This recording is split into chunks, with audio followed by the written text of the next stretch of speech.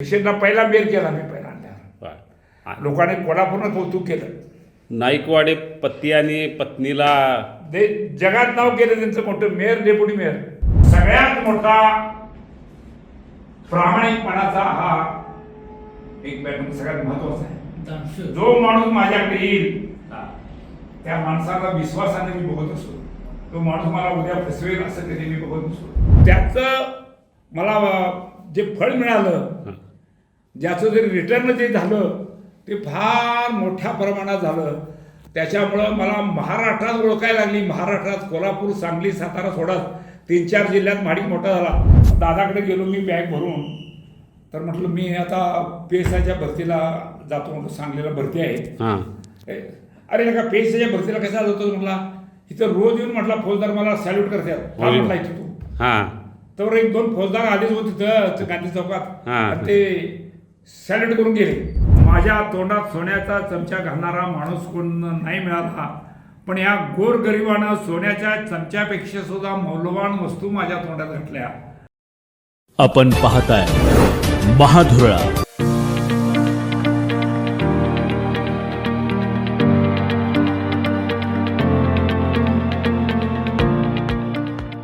नमस्कार. महाधुरळा यूट्यूब चॅनलमध्ये मी गुरु बाळमाळे आपल्या सर्वांचं मनापासून स्वागत करतोय.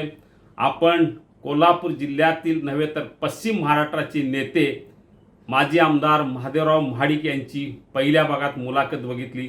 निश्चितच जे काय कॉमेंट पडले त्यावरून अनेकांना ही मुलाखत आवडली. त्यामुळे हा दुसऱ्या भागात आपण मी माजी आमदार महादेवराव महाडिक यांच्याशी आपण आज गप्पा मारूया. खरं तर त्यांचा सहकारात प्रवेश कधी झाला, राजकारणात कसा प्रवेश झाला, त्यांचं शिक्षण नेमकं किती, यासह राजकारणातला त्यांचा महाडिक पॅटर्न नेमका काय, त्यांचं वेगळेपण नेमकं काय आहे, या संदर्भात आजच्या या दुसऱ्या भागात चर्चा करूया. खरं म्हणजे काही गोष्टी अशा आहेत की 40 वर्षानंतरही या गोष्टी आपल्याला माहीत नाहीत. त्यामुळं सहकार, राजकारण आणि इतर काही ज्या गोष्टी आहेत त्या संदर्भात आज आपण माजी आमदार महादेवराव महाडिक यांच्याशी दिलखुलास चर्चा करूया. महाधुरळा यूट्यूब चॅनेलवर आपण ही चर्चा ऐकत आहोत. पाहूया आजच्या भागात महादेवराव महाडिक यांच्या संदर्भातल्या काही गोष्टी, त्यांनी दिलेली समर्पक उत्तरं आणि इतर काही. आणखी एक तुमचा पॅटर्न आहे की सगळ्या म्हणजे जो महाराष्ट्रात नव्हे भारतात पहिल्यांदा आणला, सगळ्या अपक्षांना घेऊन एकत्र आणणं आणि आपला महापौर करणं हा एक नवीन पॅटर्न तुम्ही तेव्हा मला वाटतं 30 वर्षापूर्वी आणला होता. मी ज्या वेळेला महापौर करत होतो, महापौर माणूस मी बोलवले त्या माणसाला 1 रुपया खर्च करून द्यायचा. 23 वर्षी महापालिका तुम्ही तुमच्या ताब्यात ठेवली होती. सगळ्यात महत्वाचं तुम्ही सर्वसामान्य कार्यकर्त्याला महापौर केलं, हे महत्वाचं. तुम्हाला माहिती आहे की सगळे पाठ व्हायचे. भिक्षेट पाटील पासून गाडी घेऊन गेला. सायकलवर आलता, सायकलवरनं फिरता भिस्केट पाटील सायकलवरनं पूर्वी त्यांना त्या ह्याला पाडला शिवाजीरावच्या भावाला, चव्हाणच्या भावाला. आणि त्या घरात मी गेलो ना अगोदर. ते दांडगाव काय करतात आम्हाला काय, त्याला 2 हात आहेत, मला बी 2 हात आहेत म्हटलं. बघू काय होतं म्हणून मी गेलो तिथं. तर ते पेशंटला पहिला बेर केला मी पहिला आणल्यावर लोकांनी कोल्हापूरनं कौतुक केलं.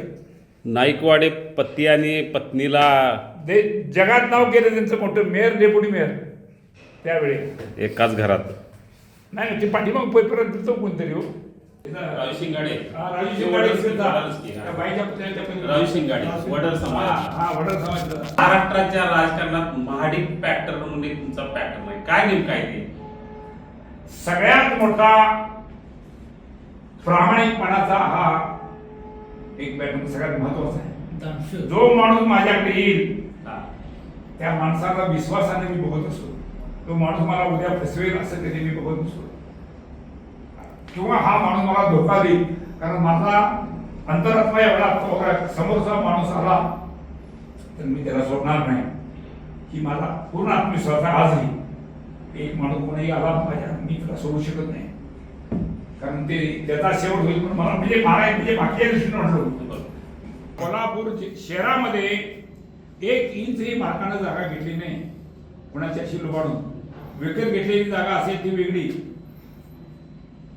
बरोबर.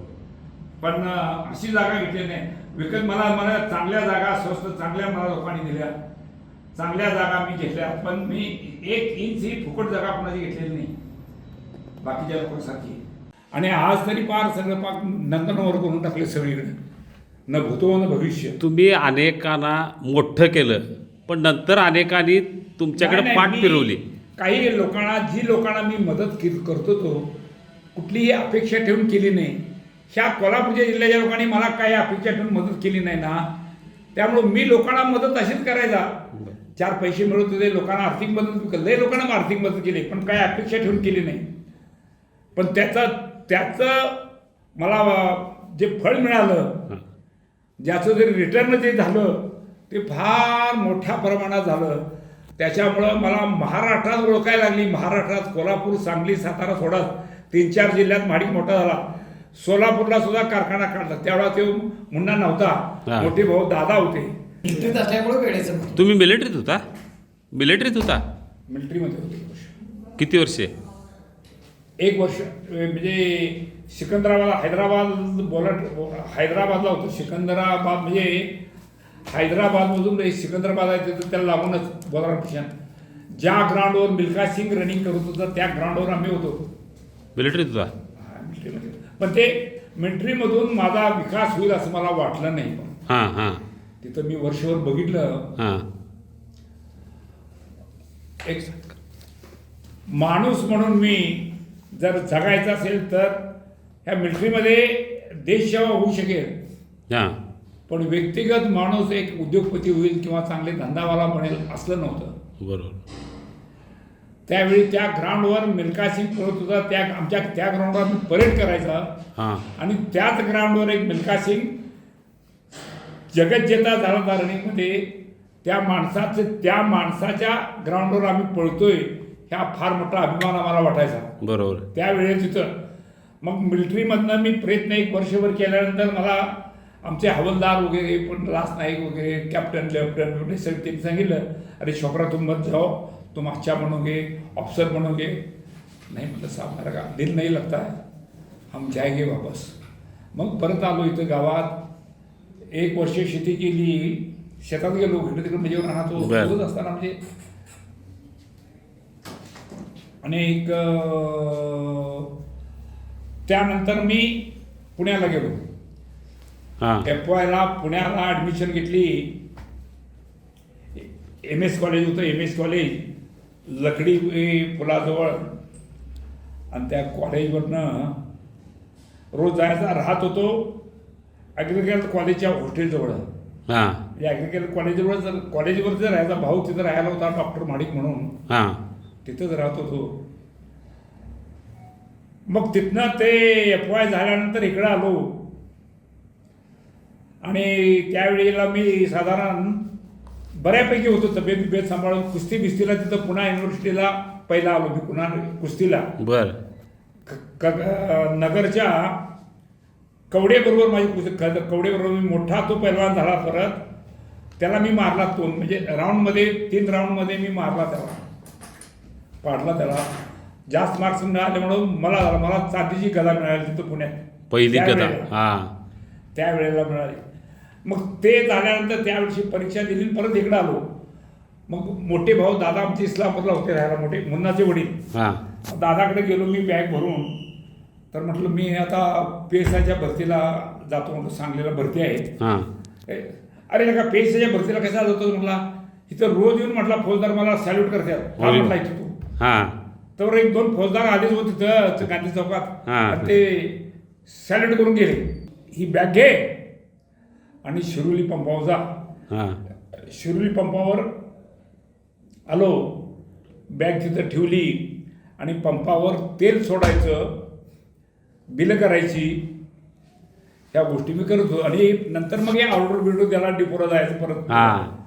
म्हणजे दिवाणजी असताना सुद्धा मी सगळी कामं. आणि पुन्हा त्या कामात ते झाल्यानंतर मग कॉलेजवर युनिव्हर्सिटीला जायचं, कॉलेजला MA करतो. MA केला तुम्ही? अर्थशास्त्रामध्ये MA केलं? इकॉनॉमिक्स होय, होय. इकॉनॉमिक्स हे कुणाला माहित नाही बरं काय, तुम्ही MA झालाय होय MA झालो. आणि अर्थशास्त्र विषयात झालाय, हे कुणालाच माहित नाही. हे इकॉनॉमिक्स होता माझा विषय. आणि त्यानंतर मग या धंद्यात पडलो. मग धंद्यातनं लाईन काय करायचं काय नाही काय करायचं हे करून विचारून मग एक डेअरी काढायची म्हणत आली. हां मग म्हणजे पंपाचंही चालू होतं 4-5 पंप. मग डेअरी काढली MIDC मध्ये 200-250 लिटर दूध होतं. 5 बंगल्याजवळ डेपो होतं, तिथं माहिती आहे रेल्वे लाईन होते की. हां तिथं यायचा आणि पंपावरती टँकर लागायचे 2-3. हां त्यामुळे ते 2-3 टँकर आम्ही ऑर्डर द्यायचा मी डेपोला हां आणि बँकेत जायचा 8ला बरोबर. ड्राफ्ट काढायचा आणि गाडीबरोबर ड्राफ्ट मिरजेहून त्यावेळा माल येत होता. ते ड्राफ्ट मिरजेला पाठवायचं गाडी घेऊन. मग तो माल दुसरीची विकायसाठी येतो. त्यावेळा आमचे पंप 3-4 पंप चालू होते. 4 पंप म्हणजे टोटल 5-6 पंप होते, पण सगळे इकडे 3-4 होते, बाकीचे पेटीला 2-3 होते. हे असं होतं. पंप गेलं, बंद केलं, डेअरी काढली. मग हळूहळू या मोठ्या धंद्यात पडलो. माझ्या तोंडात सोन्याचा चमचा घालणारा माणूस कोण नाही मिळाला, पण या गोरगरिबानं सोन्याच्या चमच्यापेक्षा सुद्धा मौल्यवान वस्तू माझ्या तोंडात घातल्या. त्यामुळं महाडिक हा असा आहे. त्यामुळं मला कधी हे झालं नाही. मला ह्या कोल्हापूरच्या लोकांच्या आशीर्वादानं माझी पुण्याई एवढी वाढलेली आहे की त्याला तोड नाही आहे, ती मोजता येणार नाही. आणि त्यांच्या पुण्याईवरती महाडिक एवढा सही सलामत एवढा ताकदवाला बनला आहे. आई वडिलांनी तरी एवढे प्रत्येक पोरग्याला एवढं जपून मोठं केलं. 7 पोरं एवढी केळीच्या कोंबासाठी पोरं 7 पोरं एका घरात काढायची, एका बराच एक तगडी. मुन्नाचे वडील तर एवढे जबरदस्त पैलवान होते, काय विचारू नका. हे सगळे घरानंच पैलवान केले ते अण्णांनी. बहीण तुम्हाला? 5 बहिणी, 7 भाऊ, 5 बहिणी, 12 आणि ते 14 माणसं आमची एका घरात. आणि 60-70 एकर जमीन. एक जुंधळ एक 5-50 पोती व्हायचं, खपली एक 20-25 पोती व्हायची, गोळ व्हायचा, शेंगा व्हायचा 5-50-100 पोती, जुंधळ व्हायचं 30-40 पोती. सगळं घरातलं. आम्हाला बाजारात एक ही मिरची व्हायची 7-10-15 पोती. बाजारात विकत काय आम्हाला घ्यायलाच लागत नव्हतं. सगळं शेतात, रानातलंच सगळं रानातलंच.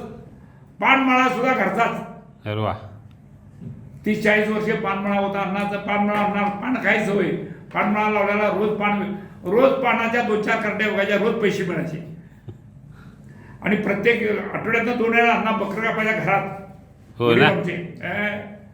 गावात तगडा माणूस त्याचं गावावर वजन असे असायची पूर्वीची पद्धत खेडेगावातली. आजही तशीच पद्धत आहे. हे करत मी गोकुळ दूध संघामध्ये नरके साहेबांची पूर्वीची जी बॉडी होती, आनंदराव चुईकर, मी या सगळ्या बॉडीनं मला गोकुळमध्ये घेतलं.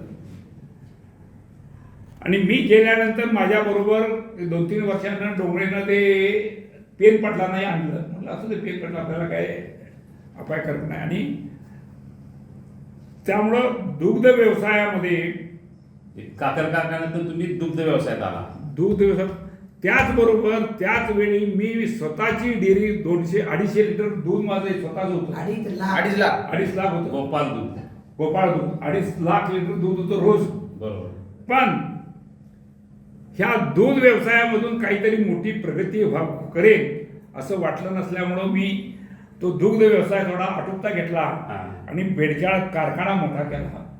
तिथली गुंतवणूक सगळी बेडकाळ कारखान्यात घातली. आज बेडकाळ कारखाना 1000 कोटीच्या वरती बेडकाळ कारखाना आहे. बरोबर. महाडिक साहेबांनी कधीही कुणाला काय दिलं हे कुठं लिहून नाही. कायम बेरजेचं राजकारण जो केलं. माणूस माझ्या घरला आलाय त्या माणसाला या कोल्हापूर जिल्ह्याच्या सगळ्या नेत्यांनी माझ्या घराचा उंबरा पुजलेला आहे. पण कुणालाही नाराज करून मी घरी पाठवलं नाही. सगळ्यांना मदत केली. नाही हिशेब ही माझा ब्रेन, त्यामध्ये जे फीड करून ठेवलंय तो माझा हिशेब. त्यामुळे तुम्हाला मी पूर्वीचं विचारले ते मी सांगू शकतोय अजूनही.